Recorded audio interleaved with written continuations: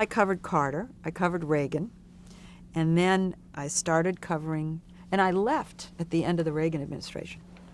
It was enough. You do kind of get that burned out feeling. But when George Bush, 41, was elected, I went back and covered the first 2 years of his administration. And it really was getting tiresome, I have to say. I told you the budget every year, but in those years we also had arms control every year, arms control negotiations. And the same old was beginning to weigh on me when, out of the blue, Mike Wallace called me. And he said, "This is hush-hush. You can't tell anyone I'm doing this, but if we asked you to come to 60 Minutes, would you accept?" And I thought, wow, I'd always wanted to be at 60 Minutes. I remember saying to him, I'm blonde, but I'm not dumb. Of course I'd come to 60 Minutes. I just never thought they would hire me because I had been pretty much an obvious candidate, and they'd never come to me. So I just figured that was out of the picture, never going to happen. Don't even consider it in your mind. And I so moved away from that by then. So this was a shocker to me. And he said, "Don't tell anyone. Don't say anything to anybody. Just wait." He said, "I'm going to make this happen."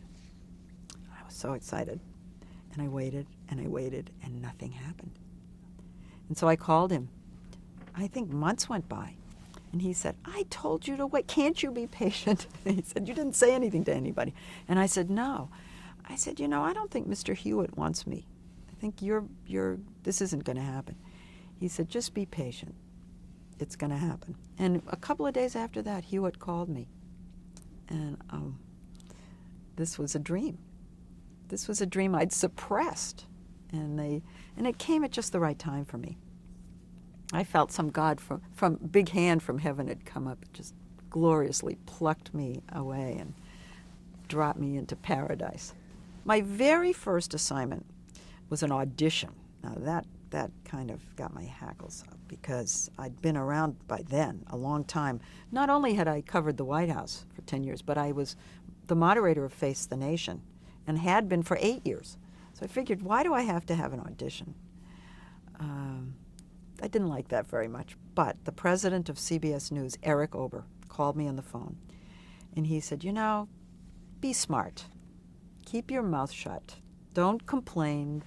Just go do the story that he wants you to do, and you'll get the job. Just go do it."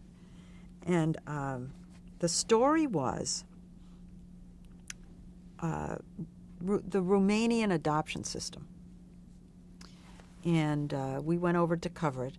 And there were so many Americans in Romania that I wore a black wig so they wouldn't recognize me, because the plan was that I would try to adopt a baby and go through the process. And my cameraman would play the part of my husband and wear a hidden camera.